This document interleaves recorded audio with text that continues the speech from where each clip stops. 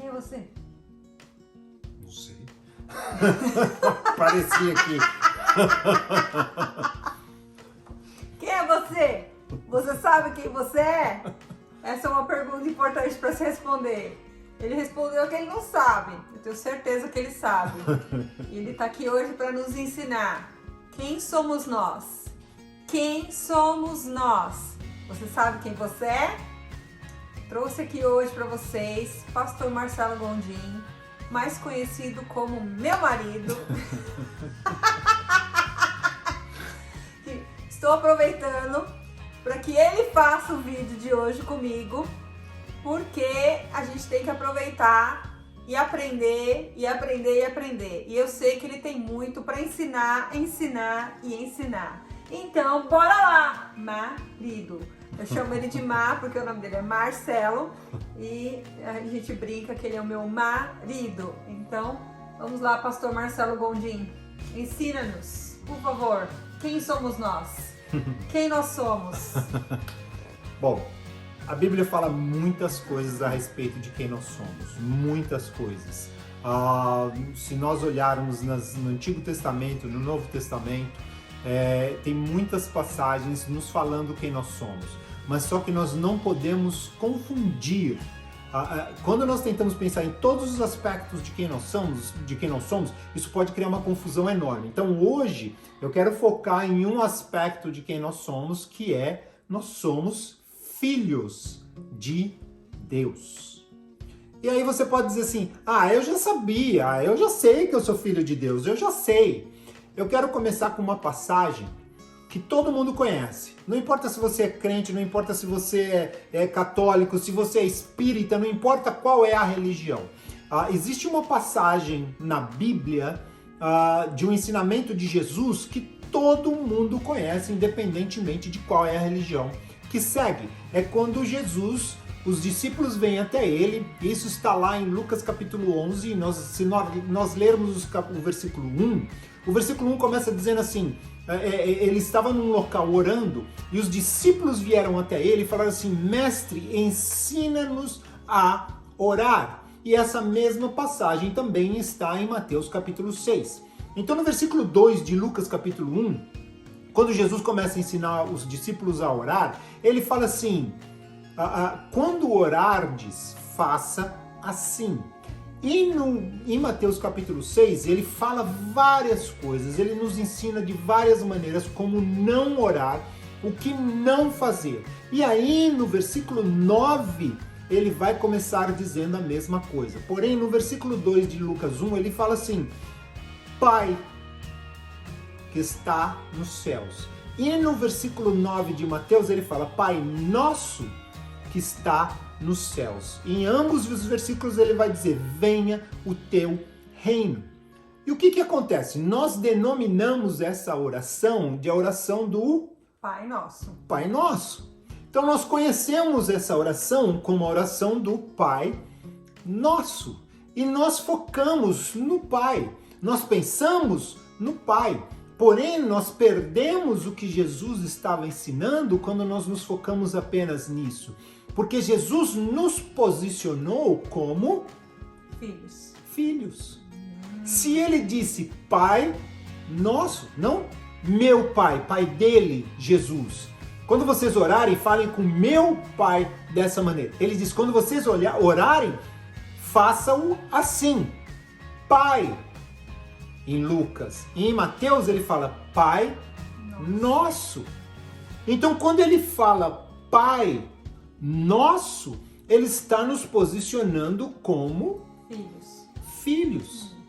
Então nós sempre chamamos a oração do Pai Nosso e nós sempre esquecemos de nos posicionar como filhos de Deus. Então esse é um aspecto muito importante que para todos nós compreendermos qual é a importância de nós sermos filhos de Deus. Então o que acontece? Como que eu me torno filho de Deus? O que me faz filho de Deus? Como é que eu chego nessa posição de ser filho de Deus? O que quer dizer que eu sou filho de Deus. O que quer dizer ser filho? Pense em você mesmo como filho ou como filha. Pense em você como filho do seu pai ou da sua mãe, porque eu entendo que, infelizmente, no mundo de hoje, muitos crescem sem o pai. Isso, inclusive, é uma das estratégias do inimigo para que nós nos distanciemos do nosso próprio pai. Porque alguns de vocês agora que estão me ouvindo falar e dizendo porque Deus é pai e nós somos filhos, se vocês tentarem comparar a sua filiação ao Pai Celeste, o Pai que está nos céus, por isso que Jesus disse, Pai nosso que está nos céus. Ele não tem nada a ver com o pai que você teve ou o pai que não teve, porque tem pais, infelizmente, que foram ausentes. Mas Jesus disse, eu estou falando do Pai que está nos céus. O Pai perfeito. Esse Pai, ele é perfeito. Ele é diferente. Então, para alguns de vocês nesse momento, vocês falam assim, eu não quero nem ouvir conversa de pai, porque eu cresci sem o meu pai, eu não sei o que é ter um pai. Teve uma experiência ruim com o pai. Ou teve uma experiência ruim com o pai. A Bíblia nos ensina que ele é o pai, Deus é o pai dos órfãos. Nenhum de nós jamais foi órfão, ainda que o pai terreno não estivesse por qualquer motivo, porque tem alguns que talvez tenham perdido o pai por motivo de falecimento. Adivinha? Você sempre teve um pai nos céus, olhando e zelando por você. Vou ensinar uma coisa para vocês, e eu gosto muito de dar esse exemplo, porque quando eu ensinei a nossa filha, a Emily, a andar de bicicleta, eu aprendi muito sobre Deus, sobre quem Deus é, quando eu estava ensinando ela a andar de bicicleta. Olha que coisa simples, né? Ensinando a andar de bicicleta, o que você tem para aprender sobre Deus?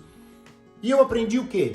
Que enquanto ela estava próxima de mim, porque ela não sabia andar, eu tirei as rodinhas e ela começou a andar de bicicleta. Enquanto ela estava próxima de mim, porque ela não sabia andar, ela ouvia a minha voz. E às vezes ela começou a aprender e aí ela já estava andando sem rodinha, ela já podia ir sozinha. Só que ela ficava perto de mim. Enquanto ela ficava perto de mim, eu andava e eu estava olhando lá na frente o que estava vindo. Se vinha um carro, se vinha alguém andando na calçada que ela podia... buraco, se tinha algum buraco, algum perigo. Lombada. E eu dizia para ela, filha, espera. E ela simplesmente parava e esperava. Por quê? Porque ela não está preocupada com o que está vindo, mas o pai está olhando por ela. Então eu falava, para, ela parava. E aí o carro passava e ela não passava pelo perigo. Porém, quanto mais ela aprendeu a andar e mais ela começou a se distanciar do pai e ela começou a virar na esquina antes do pai estar lá para vê-la, antes do pai estar próximo, quando ela começou a se distanciar do pai, ela não conseguia mais ouvir a voz do pai. Quando nós nos distanciamos do nosso pai, que está nos céus, nós não ouvimos a voz do pai, mas o pai continua com a mesma atenção, preocupado em nos orientar. E o pai quer chegar perto. E o pai quer chegar perto. Só que nós nos distanciamos. Então, às vezes, o que está acontecendo na vida de alguém que está nos ouvindo agora, não foi Deus que te colocou nisso. Se aproxima de Deus. A Bíblia nos ensina, aquele que habita no esconderijo do Altíssimo, a sombra do Onipotente descansará. Então imagine assim, para que a Leandra que está do meu lado, aqui, para que ela fique na minha sombra, quão próxima ela tem que estar de mim? E quanto mais próxima ela está, mais a minha sombra ela está. Só que se ela começar a se distanciar de mim, a minha sombra não vai mais cobri-la. Mas estou pensando aqui no que as pessoas podem estar pensando lá. E aquele servo bom, fiel, que se dedica, que busca o reino de Deus, que é uma pessoa que está andando em santidade, faz as coisas corretamente, ainda assim está passando por tribulações. O que acontece quando nós começamos a prestar atenção em alguns personagens da Bíblia? O fato de nós estarmos andando em retidão, o fato de nós estarmos andando, como você mencionou, buscando o reino e todas essas coisas, não impede que o inimigo se levante e não impede que coisas negativas aconteçam com a gente da mesma maneira. Mas a única certeza que nós temos, a Bíblia fala que a chuva cai para o justo e para o injusto. Porém, a certeza que nós temos é que quando nós caímos, olha para Pedro quando ele está andando sobre as águas, porque ele vai se encontrar com Jesus e Pedro era um homem que andou com Jesus, Jesus chamou ele para andar junto dele. Quando ele começa a andar sobre as águas e ele duvida, ele começa a afundar. E quando ele começa a afundar, Pedro faz talvez a oração mais rápida da Bíblia, ele fala: Senhor, salva-me.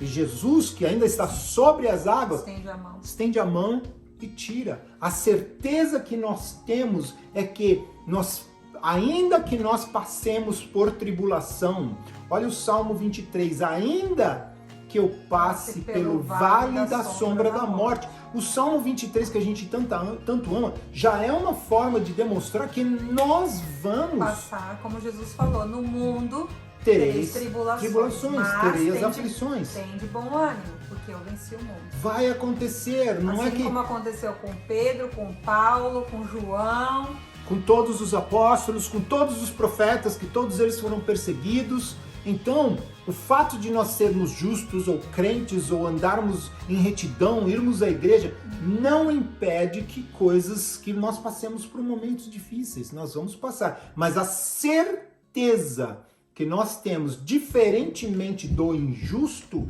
é que o Pai sempre está zelando por nós e o nosso momento vai chegar. O Pai vai vir ao nosso socorro. Então, nós temos que ter então esta certeza de que o Pai, que é o nosso Deus que está no céu, está cuidando de nós em todo o tempo, seja em meio às tribulações, seja em meio à calmaria. Deus está no controle das coisas, desde que nós estejamos perto do Pai. Perto do Pai. Perto do Pai. E como é que eu me torno filho? Todo mundo é filho de Deus? Existe uma condição especial? Eu preciso fazer alguma coisa? Porque para eu ser filha do meu pai e da minha mãe, eu tenho que ter nascido do meu pai e da minha mãe. E como é que eu faço para então ser filho de Deus? Filha de Deus, filho de Deus.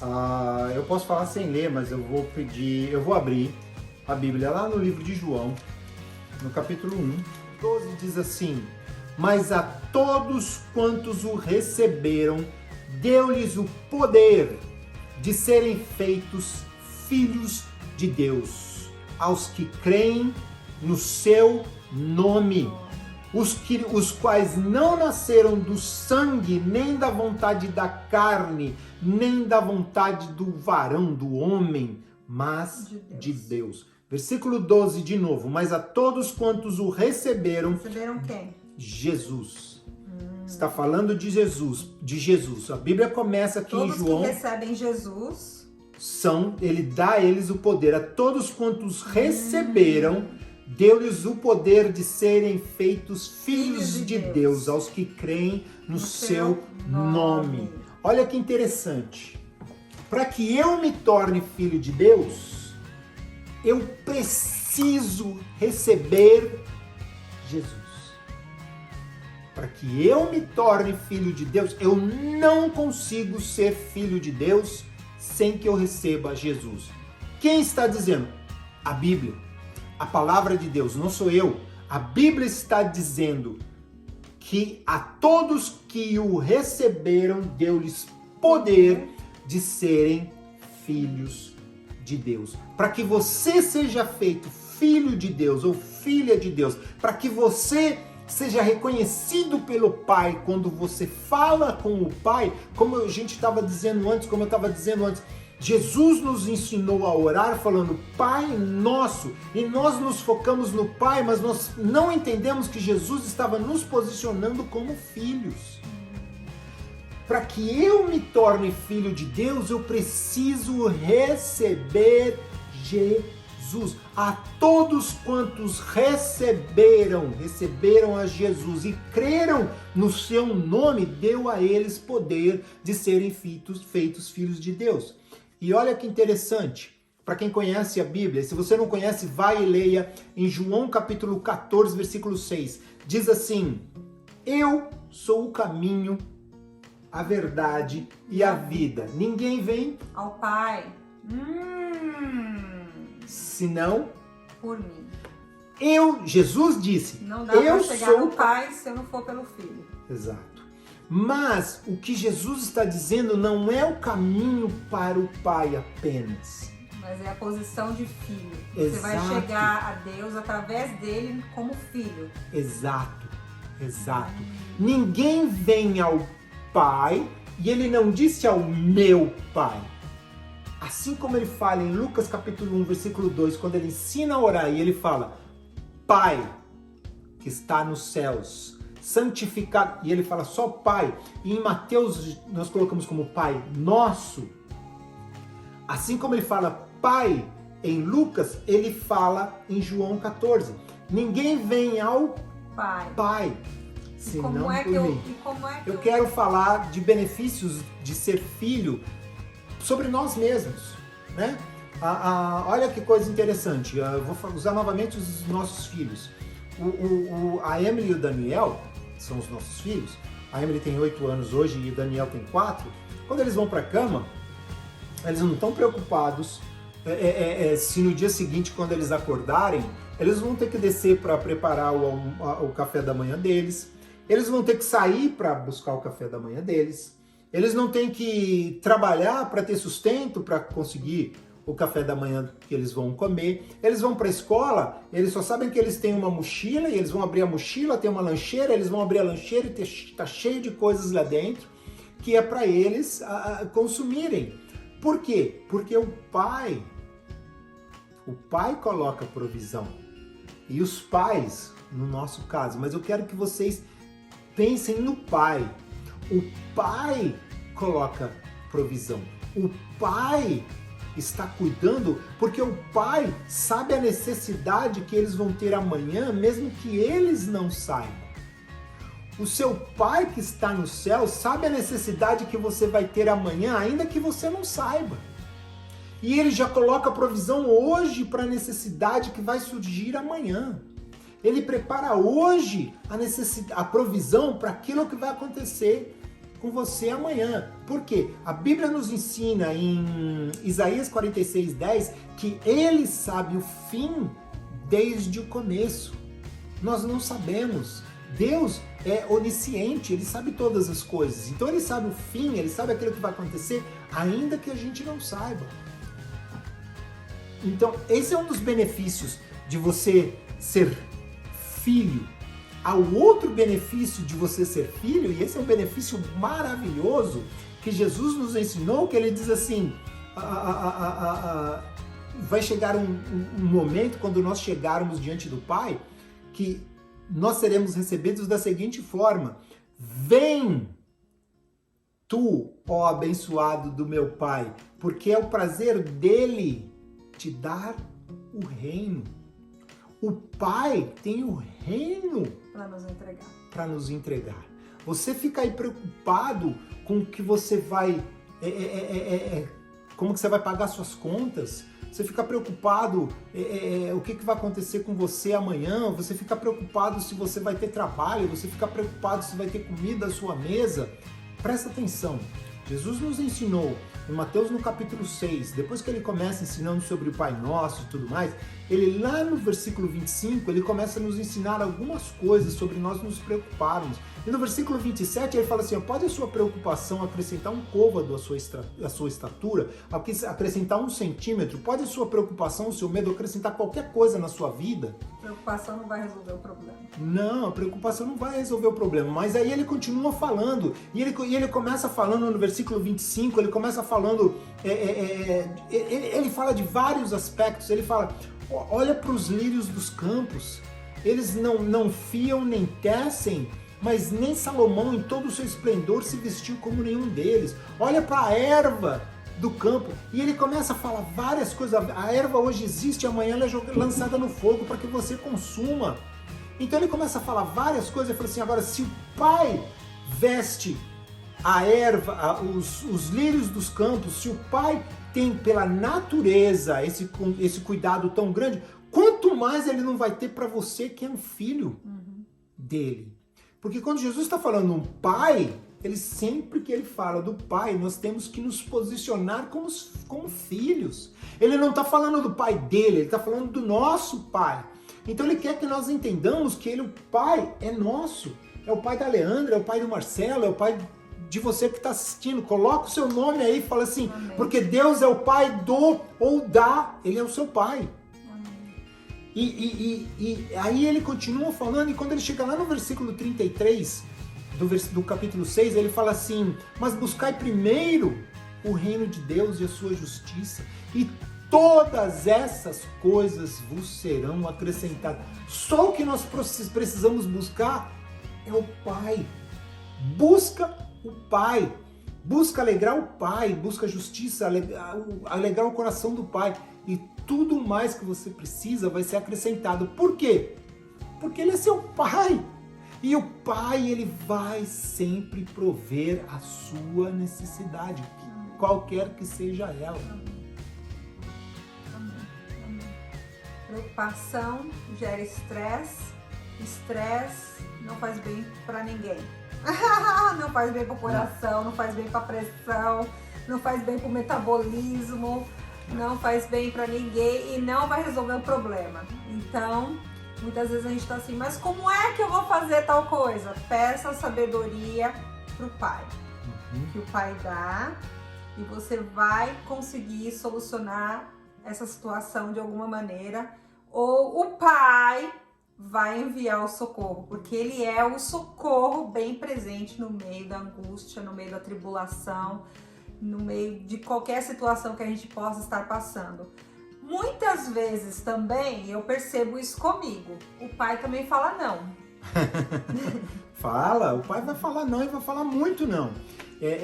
Porque o Pai quer que a gente aprenda algumas lições também. Como a gente, como é pai, quer corrigir os filhos, não é? Exatamente. E olha, o que acontece é o Pai sabe que você não está pronto. Às vezes você quer uma coisa, o Pai sabe que você não está pronto, não é a hora de você receber. O meu filho tem 4 anos de idade, a minha filha tem 8. Se a minha filha chegar em mim agora e falar assim, pai, dá a chave do carro que eu quero sair e eu vou dirigir, eu vou dar a chave do carro para ela? Não. Ah, pai, eu quero ir ali na esquina comprar uma bala, eu quero ir ali eu vou dar a chave do carro para ela? Não, porque ela não está pronta. E outro dia eu tava pensando assim, gente, mas tem gente que fala assim, não, mas se eu ganhasse hoje R$1 milhão, ia resolver meus problemas, entendeu? Gente, quanta gente que ganha na loteria hoje e em menos de um ano tá falido. Bom. Tem até uma pesquisa que fala a respeito disso, não tem? Tem. Ele entende, gente. Muita coisa ali na cacholinha. Fala aí. Bom, tem realmente, a grande maioria das pessoas, eles gastam tudo que eles ganham, tudo que vem fácil. Tudo que vem fácil vai fácil, sabe como dizem? Mas pegando isso que a Leandra está dizendo, olha o filho pródigo. O que é o filho pródigo na Bíblia? O filho pródigo, ele era o filho mais novo, ele tinha um irmão mais velho, e ele chega no pai, isso é Jesus contando uma parábola. E ele chega no pai dele, que era um homem muito rico, e fala assim, olha pai, eu quero a minha parte da herança agora, eu quero sair por aí, quero fazer o que eu quiser, a parte é minha mesmo, então me dá aquilo que é meu e eu vou embora. E o pai olha para o filho e fala, ok, eu vou te dar. Muitas vezes nós vamos receber coisas que nós não estávamos prontos para receber. E nós vamos sair. E o pai vai dar. O pai vai deixar. O pai dá a parte do filho pródigo, do filho mais novo. Ele pega, ele dá a parte da herança dele e deixa o filho ir embora. O filho pródigo sai, gasta todo o dinheiro. Gasta com mulher, gasta com bebida, gasta com tudo que se possa imaginar. Aí vem uma fome na terra, vem uma seca, não tem mais trabalho. não tem mais sustento, não tem mais provisão. E o filho pródigo que resolveu querer sair da presença do pai, Começou a se preocupar. porque ele sabia muito, né? Ele sabia melhor do que o pai sabia que ele não estava pronto, mas ele falou com tanta autoridade, o pai falou... Tipo, eu não preciso do pai. Exatamente. Pra que eu preciso de Deus? Não preciso do pai. Então, por quê? Eu tô bem na fita. Olha aí, eu tenho carro, tenho dinheiro, tenho tudo. Exatamente. Aí, de repente, vem um coronavírus. Né? Aí acaba o emprego, a bolsa de valores vai pro chão, o dinheiro investido perdeu tudo. E agora? Pra quem que a gente corre? Olha que coisa impressionante. O que acontece com o filho pródigo? O filho pródigo, ele vai trabalhar e ele vai trabalhar cuidando de porcos.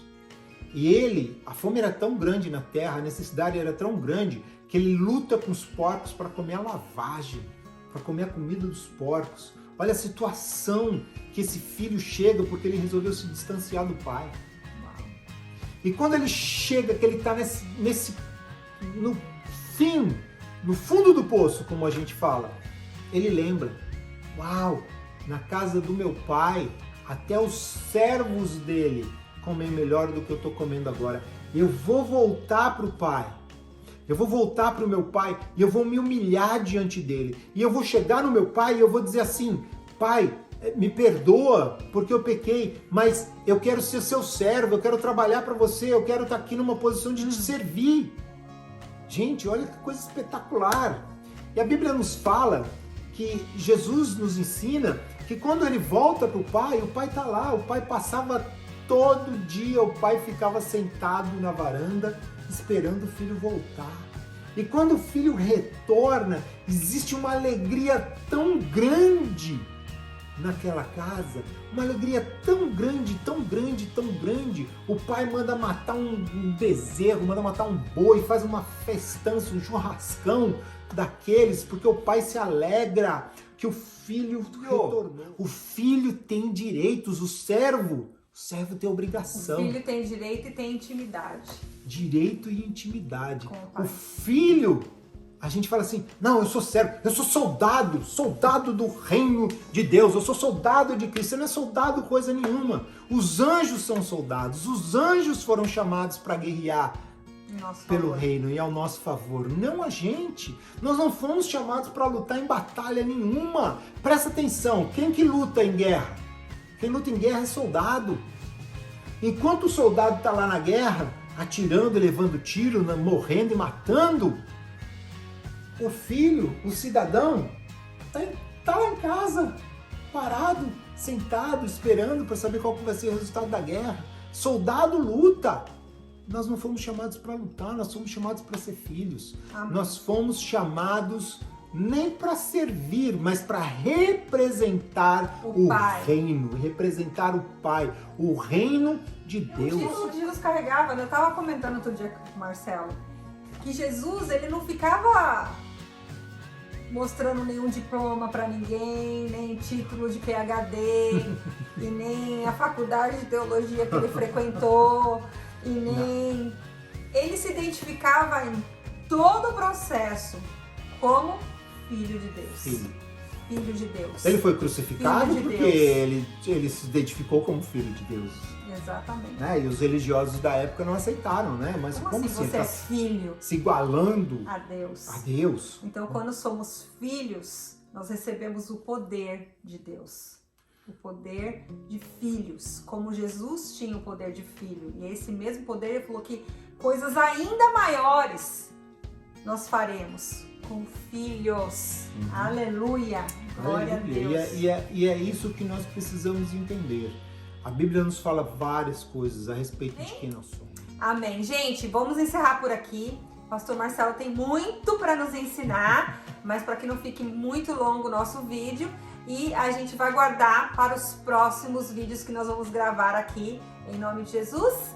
E ficamos para a próxima. Coloque aí o que você quer saber, coloque aí nos comentários o que mais você quer saber, e nós vamos estar produzindo vídeos para responder as perguntas, as dúvidas e as sugestões de vocês. Combinado? É isso aí, gente. Eu sou filha. Eu sou filho. É isso aí. Até o próximo. Tchau! Tchau!